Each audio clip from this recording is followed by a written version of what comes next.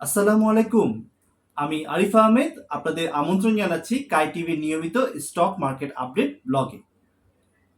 তো আমরা দেখেছি আসলে যে তত্ত্বাবধায়ক সরকার দায়িত্ব গ্রহণের পর থেকে প্রথম দিকে কিন্তু মার্কেট একটা বড় ধরনের উত্থান হয় এবং টানা ৩-৪ দিন কিন্তু মার্কেটটা ভালো থাকে এবং এরপরে একটা আবার কারেকশন চলে আসে এবং কারেকশনের পর কিন্তু কারেকশনকে যদি আমরা ধরি যে ২-৩০০ পয়েন্ট কিন্তু কারেকশন হতেই পারে যদি ৬-৭০০ পয়েন্ট উঠে, প্রায় ৭০০ পয়েন্টের মতো উঠেছিল।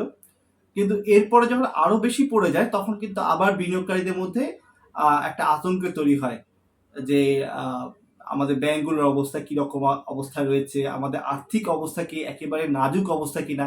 তো এই সকল আম বিষয় নিয়ে কিন্তু আমাদের আসলে বিনিয়োগকারী যারা রয়েছেন তারা বেশ আতঙ্কে ছিলেন এবং যার প্রতিফলন কিন্তু আমরা দেখেছি যে আমাদের মার্কেটে একটা নেগেটিভ প্রভাব পড়েছিল এই কয়দিন ধরে। তো এখন যেটা হচ্ছে যে মার্কেটটা একটা সাইড লাইনে রয়েছে, একটু উঠছে একটু নেমে যাচ্ছে। এটি খুব স্বাভাবিক বিষয়। যখন আসলে আমাদের বিনিয়োগকারীরা কনফিউজ থাকে তখন কিন্তু মার্কেটটা ঠিক এরকমই একটা আচরণ করে। তবে ইনশাল্লাহ যেহেতু একটা নতুন দিনের সূচনা হয়েছে, তো সেদিক থেকে আমাদের আসলে অনেক সংস্কার প্রয়োজন। আসলে যে ১৫ বছর ধরে যে সকল সমস্যাগুলো হয়ে এসছে, যে সকল অনিয়মগুলো হয়ে এসছে, তো এই অনিয়মগুলো হয়তোবা এক রাতেই আম একেবারে দূর করে ফেলা সম্ভব হবে না। তবে একটা ক্রমবর্ধমান অবস্থার মধ্য দিয়ে যদি আমাদের শেয়ার বাজারটা যায়, পুঁজিবাজারটা যায়, সেক্ষেত্রে কিন্তু আমরা একটু আশার আলো দেখতেই পারি। তো আজকের ব্লগে আমরা যে টপিকটি নিয়ে আলোচনা করব যে পদক্ষেপে গতিশীল করা যেতে পারে শেয়ার বাজার। আসলে বেশ কিছু পদক্ষেপ যদি আমরা গ্রহণ করি, পদক্ষেপগুলো গ্রহণ করলে কিন্তু আসলে আমাদের পুঁজিবাজারে আমরা আশা করব যে আমাদের সামনের দিনগুলোতে আমরা পুঁজিবাজারে একটা ভালো দিন দেখতে পাবো। তো প্রথমেই গত ১৫ বছরে যে সকল অনিয়ম হয়েছে তা বের করে তদন্ত কমিটি গঠন করতে হবে। সেই তদন্ত কমিটির সুপারিশের আলোকে করতে হবে বিভিন্ন সংস্কার। বাজারে ভালো ভালো কোম্পানির আইপিও আনার ব্যবস্থা করতে হবে। নিয়ন্ত্রণ সংস্থাকে বাজারে হস্তক্ষেপ না করে নিরপেক্ষভাবে কাজ করা এবং কারসাজি বন্ধ করা। বাজারে স্বাভাবিক করে দিতে হবে। বাজারে স্বাভাবিকভাবে করে দিলে পরে কিন্তু তা কিন্তু পড়ে যাবে, কিন্তু তা কিন্তু আবার নিজে নিজেই উঠে যাবে। এই মুহূর্তে বাজারে একটু বেটার অবস্থায় থাকলে ৩% যে কথাটা চলছিল সেই ৩% ব্যাপারটা কিন্তু অলরেডি মার্কেটে হয়ে গেছে, সেটা তুলে দেওয়া হয়েছে। তো সেদিক থেকে কিন্তু আমরা এক ধাপ করে এগিয়ে গেছি। বিএসসিতে কিন্তু আসলে অনেক ভালো লোক রয়েছে, তাদের দিয়ে কাজ করতে হবে মূল জায়গাগুলোতে। আসলে মূল যে জায়গাগুলোতে সংস্কার প্রয়োজন সেই জায়গাগুলোতে কিন্তু আসলে বাংলাদেশ সিকিউরিটি এক্সচেঞ্জ কমিশনের যে সকল সৎ ব্যক্তিত্ব রয়েছেন, যোগ্য ব্যক্তি রয়েছেন, তাদেরকে সেই জায়গাগুলোতে কাজ করার সুযোগ করে দিতে হবে। যে আইন কানুনগুলো যেগুলো সাংঘর্ষিক সেগুলো ঠিক করতে হবে। ফ্লোর প্রাইজের কোটা এখনো কিন্তু আছে, মার্কেটে যাতে প্রতিক্রিয়া না হয় সেদিকে খেয়াল রেখে খুব সতর্কতার সাথে এটা ওঠাতে হবে। পৃথিবীর অন্য দেশের শেয়ার বাজারে বন্ড যেভাবে লেনদেন হয়, আমাদের দেশেও ঠিক সেই একই নিয়মে বন্ড মার্কেট ডেভেলপ করতে হবে।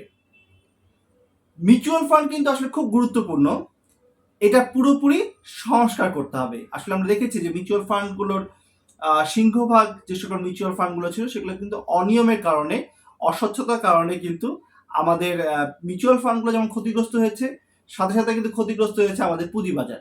কিন্তু মিউচুয়াল ফান্ড কিন্তু আসলে একটা বড় ভূমিকা পালন করে একটা শক্তিশালী পুঁজিবাজারে। তো সেই কারণেই আসলে মিউচুয়াল ফান্ডগুলোর গুরুত্ব অপরিসীম। তাই এটাকে কিন্তু পুরোপুরি সংস্কার করতে হবে এবং এটি যদি সঠিকভাবে কাজ করে তবে কিন্তু আর আমরা কখনো আমাদের পুঁজিবাজারকে এমন একটা অবস্থায় যেতে দেখব না। তো এগুলোই ছিল আসলে মূল পয়েন্ট। তো এই পয়েন্টগুলো নিয়ে আমি একদম বিস্তারিত আলোচনা করব ইন্ট্রোর পরে। আশা করি আপনাদের সবার সাথে আমার দেখা হচ্ছে ইন্ট্রোর পর। ধন্যবাদ।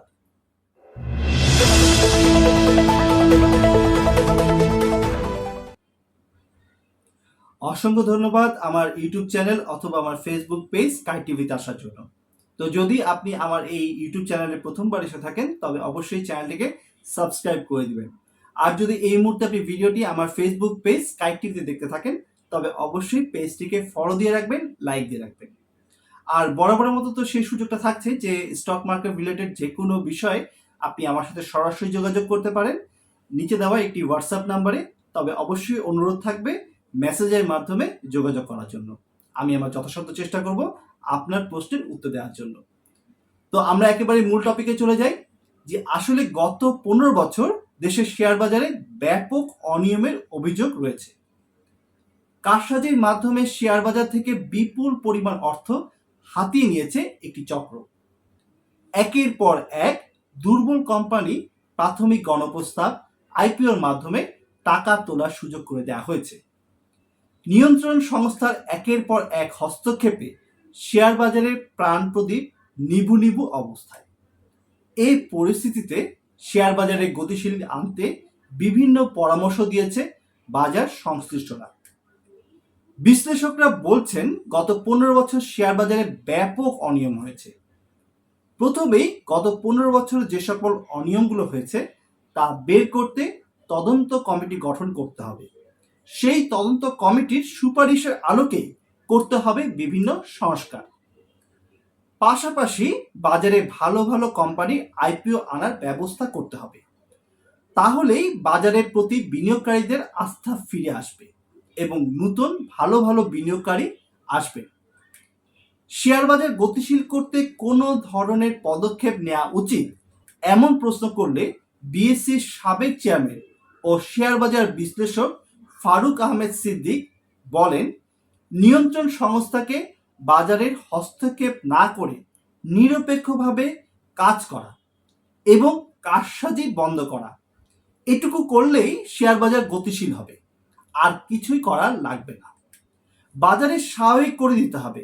বাজারে স্বাভাবিক করলে তা পড়বে, আবার নিজে নিজেই উঠে যাবে। এই মুহূর্তে যদি বাজারে একটু বেটার অবস্থা যায় তাহলে 3% বাধা সেটা তুলে দিতে হবে। এটি কিন্তু বলেছিলেন ডিএসসির পরিচালক রিচার্ড ডি রোজারিও, এবং এটি কিন্তু আমরা দেখতে পেলাম যে অলরেডি এই কাজটি কিন্তু করা হয়ে গেছে। একই প্রশ্ন রাখা হয় ঢাকা স্টক এক্সচেঞ্জ ডিএসসির পরিচালক রিচার্ড ডি রোজারিওর কাছে। তিনি বলেন, আমাদের বাজারে কিছু পার্মানেন্ট ড্যামেজ হয়েছে। এই ড্যামেজগুলো রিপেয়ার করতে গেলে সময় লাগবে। এগুলোর সমাধান রাতারাতি কখনোই করা সম্ভব নয়। Bangladesh securities and exchange commission বিএসইর ভিতরে অনেক অনেক ভালো লোক রয়েছে, তাদেরকে দিয়ে একেবারে মূল জায়গাগুলোতে কাজ করাতে হবে। যে আইন কানুনগুলো খুব সাংঘর্ষিক সেগুলো কিন্তু ঠিক করতে হবে।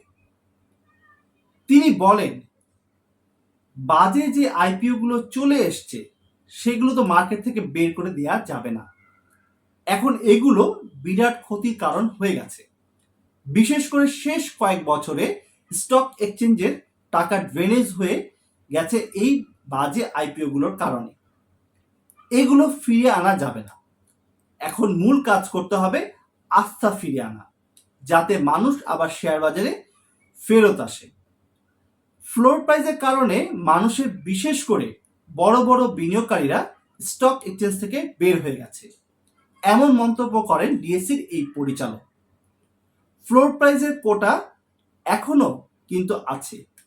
মার্কেটে যাতে প্রতিক্রিয়া না পড়ে সেদিকে খেয়াল রেখে খুব সতর্কতার সাথে এটি ওঠাতে হবে। আস্থা ফেরানোর জন্য কি কি পদক্ষেপ নিতে হবে এমন প্রশ্ন করা হলে তিনি বলেন, বাজার স্বাভাবিক করে দিতে হবে। বাজার স্বাভাবিক করলে পড়বে, আবার নিজে নিজেই উঠে যাবে। এই মুহূর্তে যদি বাজারে একটু বেটার অবস্থা থাকে তবে এই যে 3% বিষয়টা সেটি কিন্তু তিনি তুলে ধরেছিলেন। স্বাভাবিক সার্কিট ব্রেকার কার্যকর করতে হবে। জেড গ্রুপের ক্ষেত্রে আগে যে সকল আইন কানুনগুলো ছিল সেগুলোই থাকবে, যেমন যে লভ্যাংশ না দিলে জেড ক্যাটাগরিতে যাবে, এটি একেবারেই অনেক আগেরই আইন। আসলে নতুন করে আইন কানুন করার আর কোনোই মানে হয় না। দুদিন পর পর নিয়ম পরিবর্তন করা যাবে না।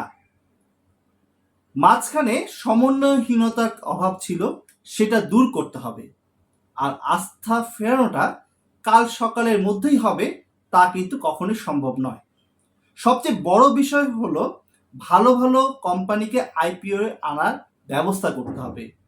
এর জন্য বিএসসি, ডিএসসি এবং মার্চেন্ট ব্যাংকগুলোকে উদ্যোগ নিতে হবে।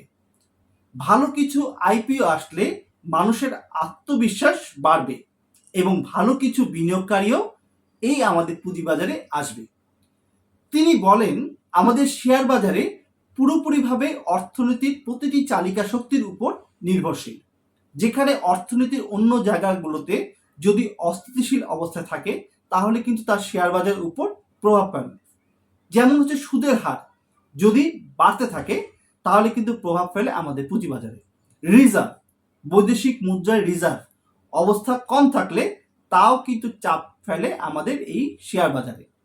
ব্যাংকের টাকা কম থাকলে তারও কিন্তু চাপ পড়ে আমাদের পুঁজিবাজারে। আসলে বাহ্যিক কিছু বিষয় শেয়ার বাজারে প্রভাব ফেলে, সুতরাং সেই জায়গাগুলোকে ঠিক হওয়া জরুরি। বাজারে গতিশীল করার জন্য ভালো কোম্পানি ছাড়ার কোনো উপায় নেই। প্রচুর পরিমাণে ভালো কোম্পানি শেয়ার বাজারে আনতে হবে। এখন এটা তো আর রাতারাতি আনা যাবে না। এর জন্য সরকারি কোম্পানির শেয়ারগুলোকে এই মুহূর্তে বাজারে আনা দরকার। ডিবিএ সভাপতি সাইফুল ইসলাম এই কথা বলেছেন। রিচার্ড ডি রোজারিও বলেন, আমাদের মার্কেটে সম্প্রসারণ করতে হবে। এখানে যে বন্ড মার্কেট আছে তা কিন্তু নামকে ওয়াস্তে বন্ড মার্কেট, এটা দিয়ে হবে না। প্রকৃত বন্ড মার্কেট চালু করতে হবে। বন্ড একই সঙ্গে শেয়ার বাজার ও বাংলাদেশ ব্যাংকের লেনদেন হয়। বাংলাদেশ ব্যাংকের লেনদেনের ক্ষেত্রে সুবিধা এত বেশি যে কেউই আসলে এই শেয়ার বাজারে বন্ড বিক্রয় করতে যায় না। পৃথিবীর অন্য দেশে শেয়ার বাজারে কিন্তু বন্ড যেভাবে লেনদেন হয়, আমাদের এখানেও সেই নিয়ম করে বন্ড মার্কেট ডেভেলপ করতে হবে। তিনি বলেন, মার্কেট উঠবে এবং নামবে, এটাই স্বাভাবিক প্রক্রিয়া। মার্কেট খারাপ হলে সবাই হতাশ হয়ে যায়, এটা বাজারের জন্য সব থেকে ক্ষতিকর। মার্কেট খারাপ না হলে ক্রেতা আসবে না। কোনো শেয়ারের দাম অস্বাভাবিক হলে সেটা নামতে বাধ্য। আটকে রাখার কোনো পথই নেই। চাহিদা ও সরবরাহ ওটাকে জায়গা থেকে ওঠানামা করবে, এটাই স্বাভাবিক। তিনি আরো বলেন, মিউচুয়াল ফান্ড খুবই গুরুত্বপূর্ণ, এটাকে পুরোপুরি সংস্কার করতে হবে। প্রত্যেকটা মিউচুয়াল ফান্ডকে ধরে নিয়ে এসে এদের আসল বিনিয়োগ কি, আসল ব্যালেন্স শিট কি এবং স্মার্ট লোক আছে কিনা তা দেখতে হবে। সেকেন্ডারি মার্কেটে মিউচুয়াল ফান্ড বিনিয়োগকারীদের ক্ষেত্রে একটা নীতিমালা করে দিতে হবে। এটা শেয়ারের কত শতাংশ বিনিয়োগ করতে পারবে সেকেন্ডারি মার্কেটে, তাতে কত শতাংশ বিনিয়োগ থাকতে হবে, এই ধরনের কিছু নিয়ম করে দিতে হবে। মিউচুয়াল ফান্ড যদি ভালো হয় তাহলে শেয়ার বাজারও ভালো হবে।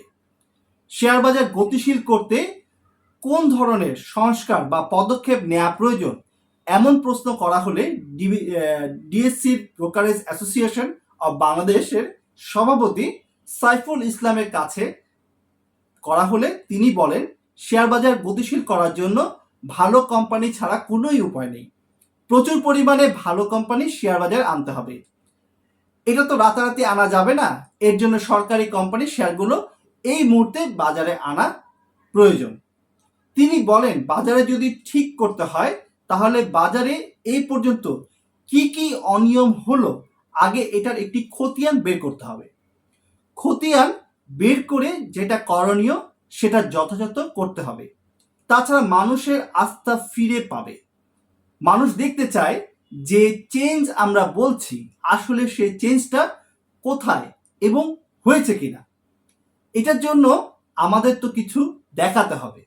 বাজারের উপর বিএসসির অযাচিত হস্তক্ষেপ বন্ধ করতে হবে। এর জন্য স্টক এক্সচেঞ্জকে প্রাথমিক নিয়ন্ত্রণ সংস্থা হিসেবে কাজ করতে দিতে হবে। বিএসসির কাজ হবে পলিসি মেকিং করা। প্রতিদিন ঘুম থেকে উঠে বিএসসির যে সূচক দেখে এটা ভুল। বাজারকে তার নিজস্ব গতিতে চলতে দিতে হবে। ডিবিএ সভাপতি আরো বলেন, আমাদের এখানে গত 15 বছর নিয়ন্ত্রণ সংস্থার তত্ত্বাবধানে সব অনিয়ম হয়েছে। আগে বের করতে হবে রেগুলেটরি ফ্রেমওয়ার্কের কোথায় গাফলতি রয়েছে।